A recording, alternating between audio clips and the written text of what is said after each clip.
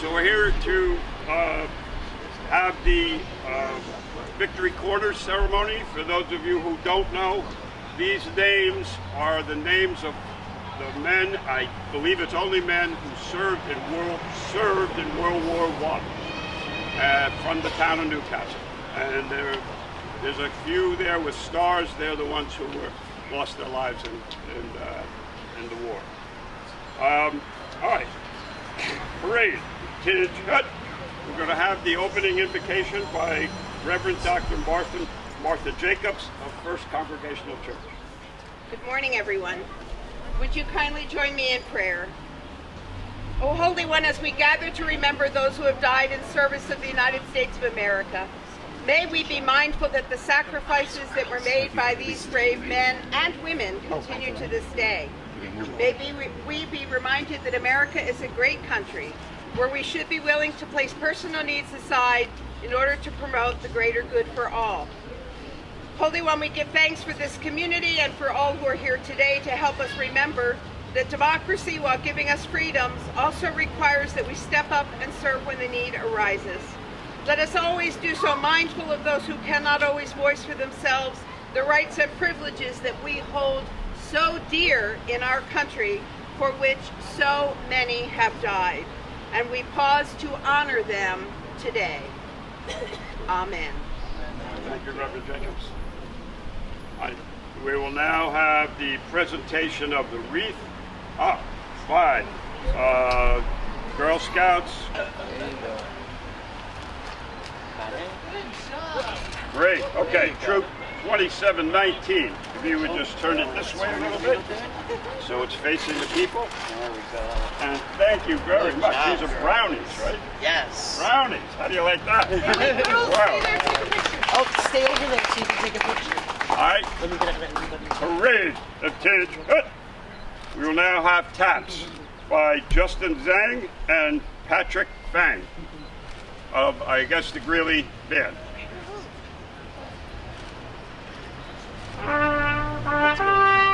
Present home.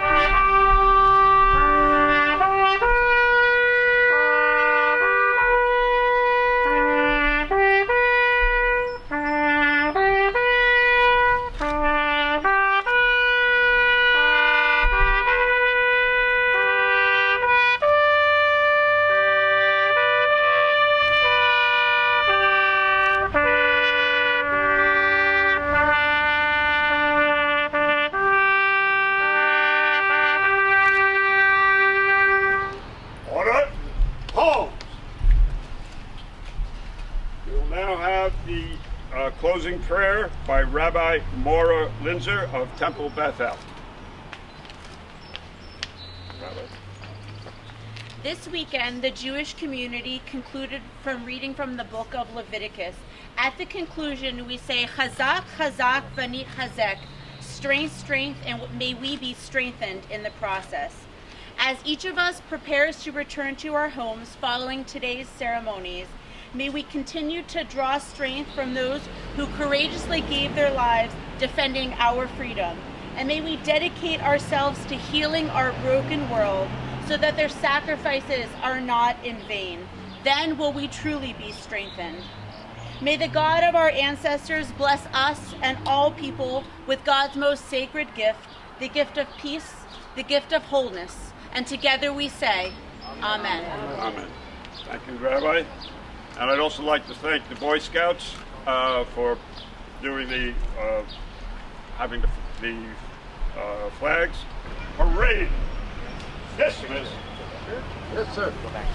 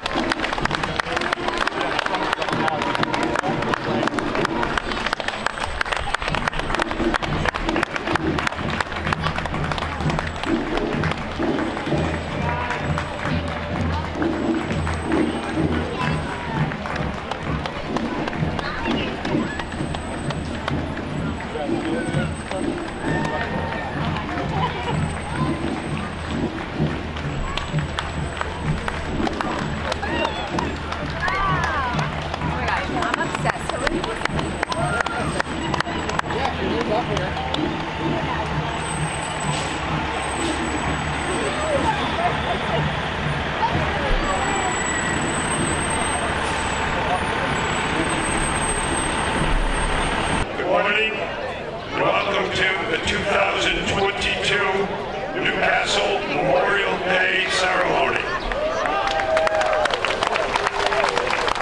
As you all know, the ceremony has been delayed or interrupted, shall we say, for the last 2 years by a virus that I don't know where it came from. But we're back in full swing, and we have a number of very impressive guests with us today. Of course, as always, President Bill Clinton and Madam Secretary Congressman Paul Maloney. We have Iyad Bashi, our state assemblyman, I believe, or state senator. I may have that wrong. And I think that's what the elected officials we have. But I also wanted to make special mention of a few folks who are with us. We have Bill Wigton, who is over here on my left, 100-year-old World War II aviator. Additionally, of course, we have our town board, Lisa Katz, our Madam Supervisor. We have other World War II vets, we have Korean vets, we have Vietnam vets, including Ken Jackson, who's a noted author, many of you may know, of Iraq, Afghanistan vets, and State Assemblyman, thank you, Chris Verde. Sorry, I didn't. Also, I have an honored guest here who I recently met, Major Nargis Kadri, an Afghan-American immigrant who immigrated in 1986, later went on to West Point, was commissioned to graduate in 2010, has served for, ever since, the additional 12 years. She is an instructor at West Point, and there's so many firsts that she has that I won't read them all, maybe some other time, but she's become a friend of mine and either today. She has served in Afghanistan on the senior staff of the 82nd Airborne Division. And she still has some family members in Afghanistan, and we're working on, she and many others are working on helping them. Also from West Point, we have Matthew Zabloner, August Greeley, class of 17, who just was commissioned as a second lieutenant a few weeks ago at West Point. I understand he's going to aviation school, although with the helicopter pilot. So, if I missed anybody of the veterans and so on, catch me later. Of course, send somebody up with a note. I'd also like to thank Chappaqua and Millwood Fire Departments, CMAC, Chappaqua Volunteer Ambulance Corps, the Chappaqua Police Department and Chief Chittenden for the great job they've done every year, the Department of Public Works, and Jill Shapiro and her staff at Town Hall, who really make this, been working on this for months, and do all the administrative stuff in the background. Jill was out here putting out chairs with us earlier. Jill's behind you now. The marshals from all the units, we'll be introducing other units as we go through. Do you know what a stroller is? So Madam Supervisor, if you go to the stroller, the parade grab mommy. is formed. Do you know where it is? Hold on. Thank you, Madam Supervisor. You have to go that way and then All right, stand at ease. you sit there. You go get We will now have the invocation by, I believe, by Rabbi Jacobs, excuse me, Reverend Jacob, no, by Rabbi Lindsay.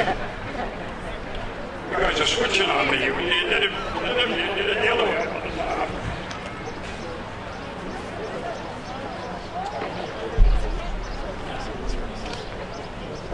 Master of the universe, this week we are reminded of just how precious and fragile life is. We are pained by the incomprehensible loss of life in Texas, and we cry out with shock, pain, and anger. Help us, God, to sustain our belief in the promise that even in the darkest of times, when we feel most discouraged, there is reason to trust that love is never extinguished and that light and spirit will prevail over darkness and evil. This morning we gather together to give thanks to those who made the ultimate sacrifice, those who gave their lives so that we might be free. We have a great deal of work to do to build a nation worthy of their sacrifice. While the task at hand seems overwhelming, Jewish tradition teaches that it is not our responsibility to finish the work of perfecting the world, but we are not free to desist from it either. So today we dedicate ourselves to the sacred task at hand. May the work of those who fought for our nation inspire us to be agents of change, and may each of us help to build a brighter world for the next generation, one of light, hope, and peace. May the one who causes peace to reign in the high heavens let peace descend on us and on all of the world, and together we say, Amen. Thank you, Rabbi Lindsay.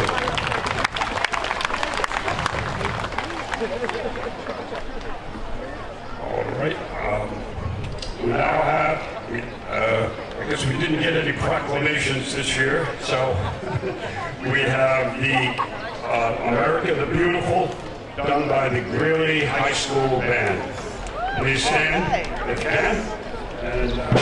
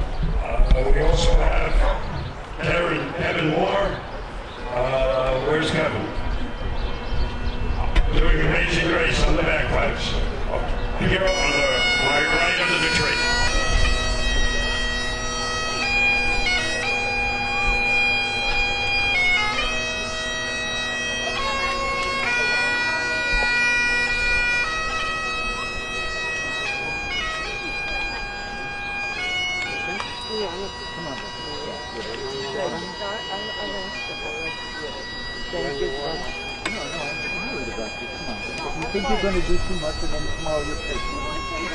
It's true. But that's tomorrow. Today's an important day. Amen.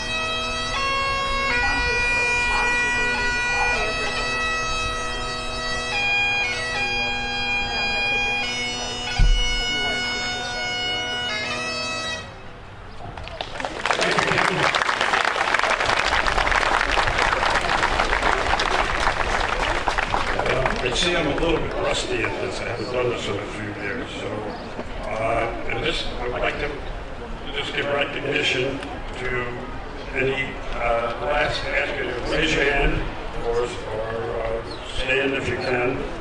Afghan campaign veterans and Iraqi campaign veterans. Any countries? Also then Vietnam veterans. Yes, sir.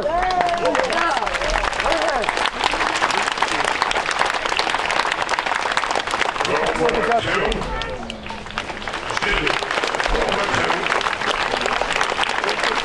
And Miss Korea.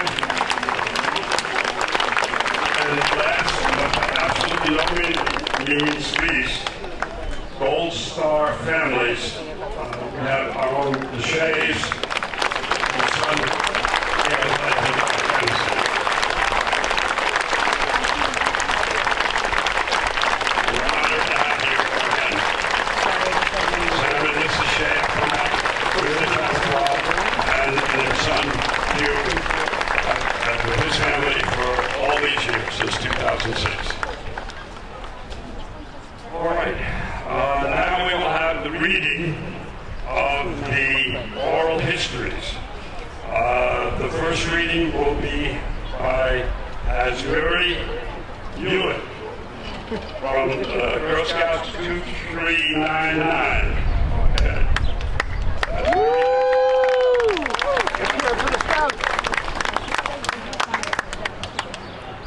Hi, I'm Missouri Mullick, and I'm in 5th grade at Bell Middle School, and I'm in Troop 2329. I would like to honor David Clapp Chittenden Jr., a veteran from Chappaqua. David Chittenden was born on January 7th, 1914 at Shelter Island, New York, son of David and Annie Chittenden. The Chittenden family also included 2 other sons and a daughter. They lived for a time in Bedford before settling in Chappaqua before the war. David's sister Margaret would become a longtime resident of Chappaqua and would live in the Chappaqua Ridge in 29 King Street in the building that is now Scattered Books. In 1939, President Roosevelt declared a national emergency due to the escalating war in the Pacific and in Europe. He called for volunteers to join the armed services. On February 10, 1941, David Chittenden took a train to New York City and enlisted in the Army. David was in the Army for 10 months, participating in drill instruction and training exercises when Pearl Harbor was attacked. During this time, he was promoted to Private First Class and was an assistant squad leader. Like many young men at this time, he was angered by the surprise attack and was anxious to get into the fight. However, almost another year would go by of instruction and training exercises until his unit was finally ordered to board ships in New York Harbor and sail off across the Atlantic. His family had no indication of his leaving or to where he was bound, for this was a top secret mission. Operation Torch began on November 8, 1942. The American Armed Forces, along with our British allies, were sent to North Africa to defeat the German and Italian armies and open the way for an invasion of southern Europe. A newspaper war correspondent traveling with the army in North Africa snapped a picture of David sleeping with his buddies by the side of a road after a forced march that lasted 4 days and 4 nights. The photograph and the story appeared in the Newcastle Tribune on October 1st, 1942. The article called him a long-legged, quiet-spoken man. It said he attended the Catholic Church in Chappaqua and his friends called him Bud. It also reported that they showed the picture to his mother, but she couldn't identify him because the angle mostly showed the soles of his boots. On December 5th, 1942, his unit was sent into action near the city of Tunis. In the engagement that followed, a German bullet blew a hole through his right shoulder blade. It felt like I was hit with a sledgehammer, Ben recalled. He was evacuated and spent over 6 weeks in a hospital. His mother was informed by the War Department that her son was seriously injured but was recovering. As per military policy, soldiers that spent more than 1 month recovering from wounds would be automatically sent to a different unit. This is how David Chittenden found himself aboard a troop ship bound for the Pacific Theater of War. He was to join the 32nd Infantry Division, 127th Infantry Regiment, Company L, which had already been fighting the Japanese at Fort Morsey, New Guinea, and Luna. Chittenden would join his new unit, in Brisbane, Australia on March 1st, 1943 and become one of the few Americans to fight in both hemispheres during the war. He also managed to be promoted to staff sergeant. The liberation of the Philippines began with ambitious landings on the eastern island of Verde on October 20th, 1944, thereby fulfilling General MacArthur's promise to the Philippine people of I shall return. The 32nd Division would be held in reserve and was not deployed to Leyte until November 14th, when it was assigned to the U.S. 10th Corps. The division remained on the front lines until the Japanese resistance on Leyte was broken. From Leyte, the division moved to the island of Luzon on January 27th, 1945. It was here that they would endure their greatest hardships. In the Caraballo Mountains, they would encounter heavy resistance from the Japanese along a narrow caribou path called the Villa Verde Trail. The Villa Verde Trail winds tortuously over a 6,000-foot mountain range with knife-like ridges and plunging steep valleys. It was too narrow for vehicles, so all men and supplies had to be walked up it until armored bulldozers could build a crude road while enduring artillery and fire. In this environment, it was not uncommon for a man to slip and fall in the dark and in the rain, from some unseen muddy path and to disappear, never to be seen again. Staff Sergeant David C. Chittenden was reported missing in action on March 18, 1945. His body was later identified and his status was changed to killed in action on that same day. The War Department informed his sister Margaret, who was listed as next of kin. He was 31 years old. Laid to rest in a temporary cemetery in the Philippines, his body was returned to the States in 1949 at the request of his family. He is buried in St. Francis Cemetery in Mount Kisco near his parents. For his service, he received the American Defense Service Medal, the Purple Heart, the European, African, Middle Eastern Campaign Medal, and the Asiatic Pacific Campaign Medal. Thank you. Easy. And now we have Corey Mason to read the second biography.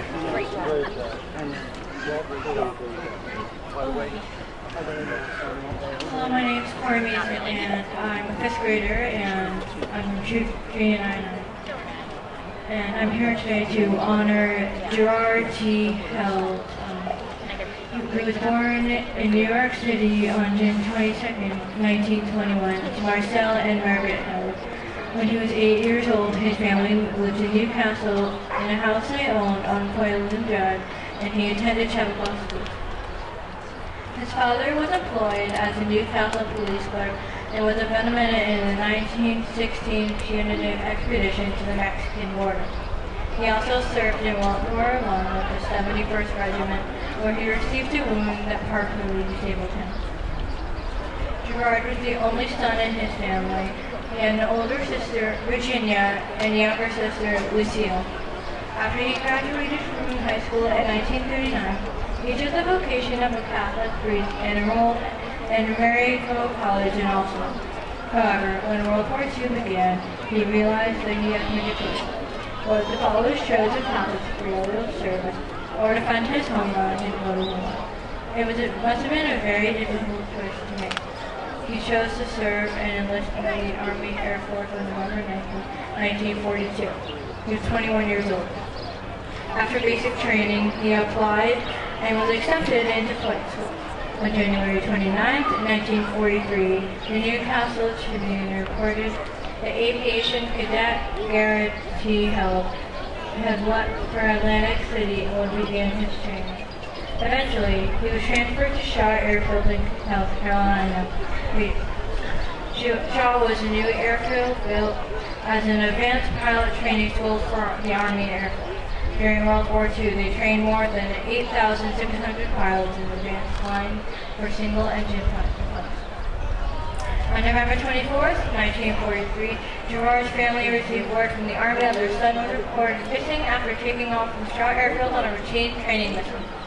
4 days later, Gerard's father flew to South Carolina to join the search for his missing son when it was reported that his crashed plane was found in a swamp near Shaw Field. Since the seatbelt was found undone and the canopy open, it was assumed that Cadet Held had bailed out of his plane when it started to go down. This renewed hope that he might still be found alive, even if injured someplace in the remote zone. The commander at Shawfield issued a reward for any information that will lead to the discovery of the missing airman. On December 3rd, the Newcastle Tribune published an article about what was taking place. They said that 1,500 soldiers and civilians were searching the waterways coast, which they called dismal and sprawling. They had to cut their way through dense jungle undergrowth, amphibious jeeps, and patrol planes combed the area. Rain hampered the search. An additional reward was offered for information. However, no information was forthcoming. After the war was over, the Held family still wondered what had become of their son. Then, more than 2 years and 9 months after Gerard went missing, the mystery was solved. The Kingston Daily Freeman newspaper reported on September 23, 1946, that the skeleton was found nearby Waterloo Hall and had been identified as Cadet Jared T. Hull. His identity was established by an examination of the death warrant. His family requested that the remains of their son, who had forsaken the priesthood to defend his country, be returned to them for burial. The long-expected funeral was finally held, and it provided them comfort and closure.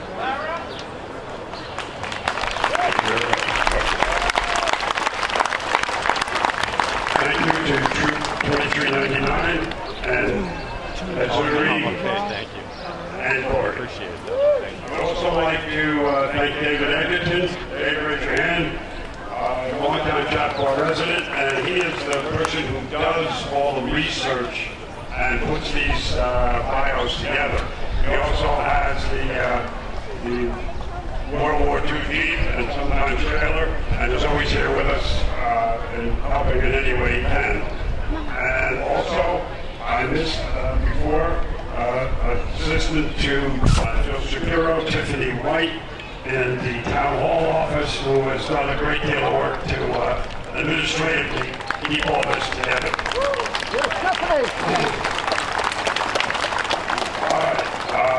We now will have the reading of the Newcastle Word Dead. Let's see, Drew, would you read World War I? Bob, would you read World War II? I'll take Vietnam and Vietnam and Korea, and Major, would you do Afghanistan? Parade! Stage, hut!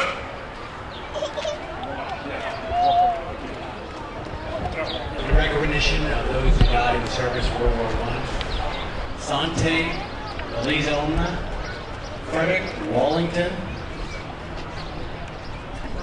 World War II, David Chittenden, Richard Cook, David Corrigan, James Corsi, Ralph Ginsburg Jr., Gerard Held, Thomas Hill, Peter Lynch, Erwin Orser, Gustav Ruckert Jr., Robert Seltop, William Vicom, Max Weinberg, Andre Whitten, and Edward White Jr.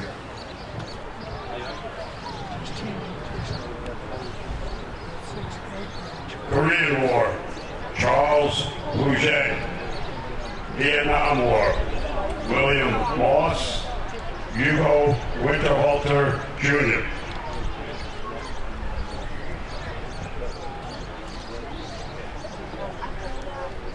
Operation Enduring Freedom, He Hu Che. I'm going to interrupt Jen for 1 second. I'd just like to share with you folks a perspective of all the names that you've just heard, and it has to do with Q-Check. I knew Q, I watched him grow.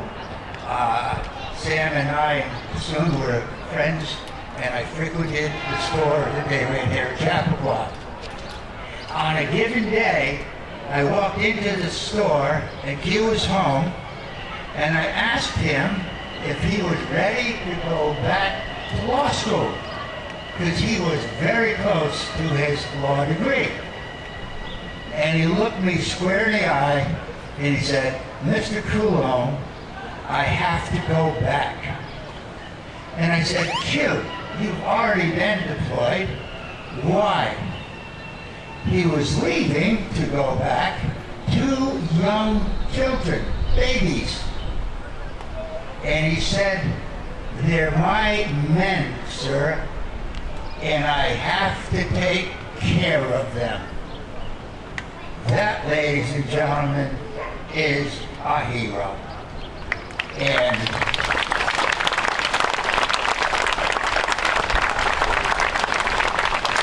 variations of that story persist for every name we've read today. God bless them all. We now have our keynote speaker, also a resident Chappaqua, Drew Coogan. Is also a West Point graduate and has a very good friend and classmate of Didi today, Parade Marshal. He also served with the 101st Airborne and the 3rd Special Forces Group during the 90s, and is presently an executive with PepsiCo and a Chappaqua resident with a son in the Seven Bridges Band. So I'll now give Drew Coogan to today's keynote speech. Turn the mic on. Turn your mic on. I'm sorry, somebody turn it off.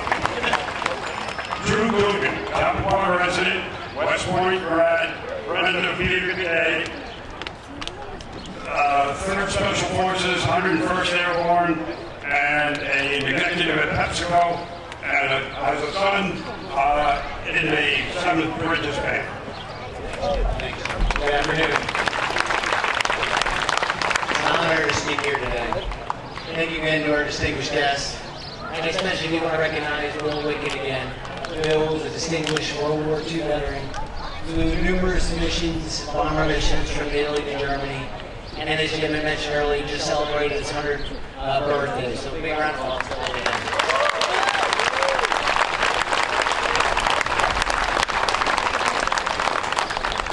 My wife, Joanna, my son, Luke, and Sophia, we've been called Chappaqua our home since 2009, so for the last 13 years. Memorial Day is always one of my favorite days in Chappaqua. Right now, towns across America are taking part in ceremonies such as ours, with parades, dedications, and speeches. Some much more somber, with recent tragic events in Buffalo and Uvalde. May our thoughts and prayers go out to those families and communities. In many ways, Memorial Day is a day for looking forward. It's a day of anticipation and hope for joyful things to come. It marks the first weekend of summer, when finally the winter weather is behind us. We look forward to spending time with loved ones and friends, at the beach, at the pool, at parties, and at barbecues. But more importantly, Memorial Day is a day to look back. It's a day to look back and remember and give thanks to those women and men who have died in service for us, their countrymen, to protect our freedoms and our way of life. In 1863, Abraham Lincoln said in his famous Gettysburg Address, "Through their deeds, the dead had spoken more eloquently for themselves than any of the living ever could, and that we, the living, could only honor them by rededicating ourselves to the cause for which they so willingly gave the last full measure of devotion." The tradition of what is now Memorial Day started shortly after the Civil War and was known as Decoration Day. While like today, those who died in service for our nation were remembered and decorated.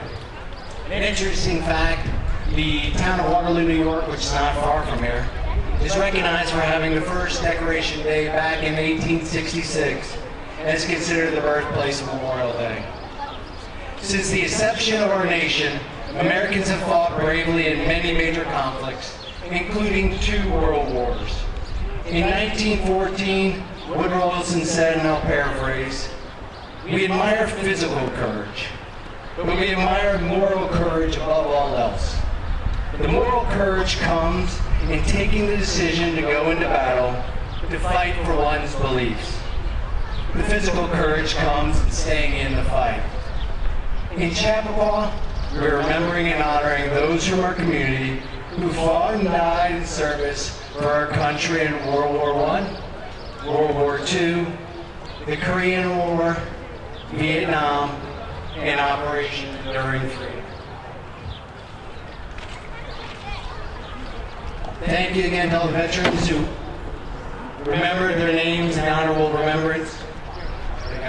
Thank you.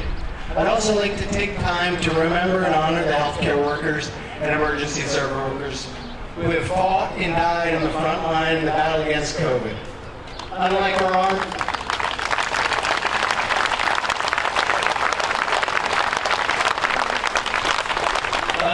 armed conflicts, the battle against COVID is one that's being fought right here and impacting all Americans. Let's take time to honor their commitment and sacrifice. In the words of Dr. Fauci, we rightfully refer to these people without hyperbole, that they are true heroines and heroes. In closing, I'll leave you with a thought. The Memorial Day is a time to look back and remember those who died in service for us, their countrymen, to protect our freedoms and our American way of life. But Memorial Day is also a day to look forward with hope, because hope is at the center of our American experience. Our own President Bill Clinton said in 1999, "And in the bright new century ahead, those who live free with pride in and without fear of their heritage or their faith will be very grateful to today's men and women in uniform." Thank you again for this honor. God bless America.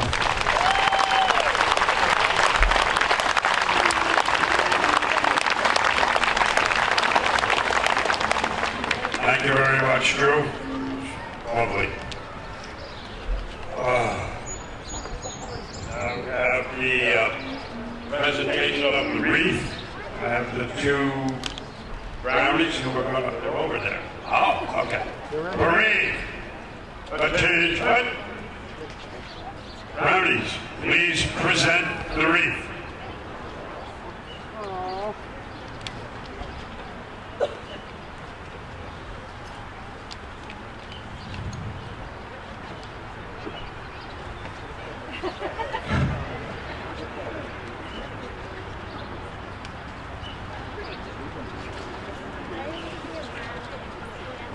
All right, so our supervisor has provided worthy assistance. The brownies did a great job. Thank you, girls. Oh, wonderful, wonderful. All right, we will now have the musket volley by the Revolutionary War Squad. Reset. Pose. Fire! Shoulder! Fire! Thank you for the 5th New York Regiment. They've been with us for many years. Reset. Palms. Now pass by the Orange Grove High School band. Trumpet players, I'm sorry. Turn around.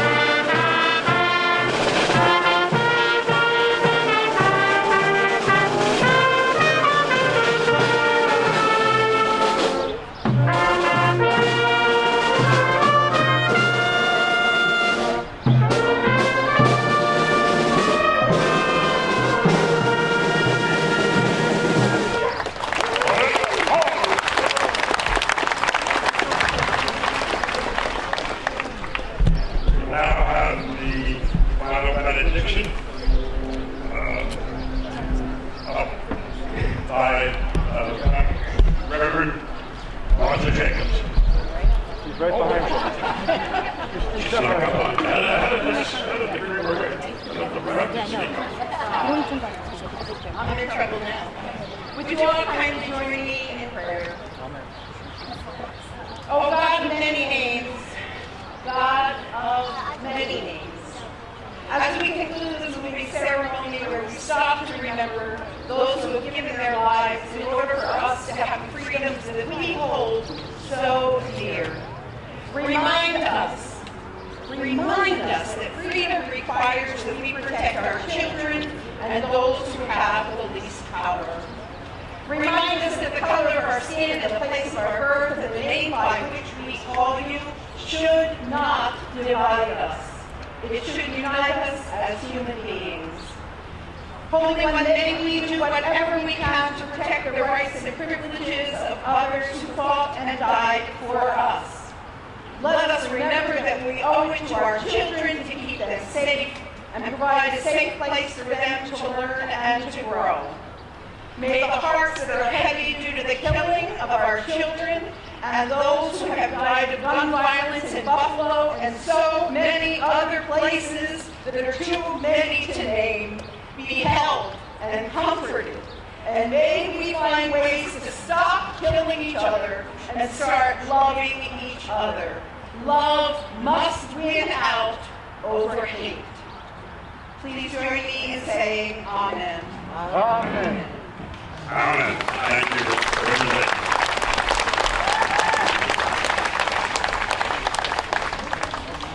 Hooray! Attend. What? Madam Supervisor, on this Memorial Day, May 30th, 2022, in the town of Newcastle, the cemetery has been decorated and the memorial ceremony is completed. Mr. Marshall, please dismiss the parade with our heartfelt thank you. Thank you, Madam Supervisor. Parade dismissed.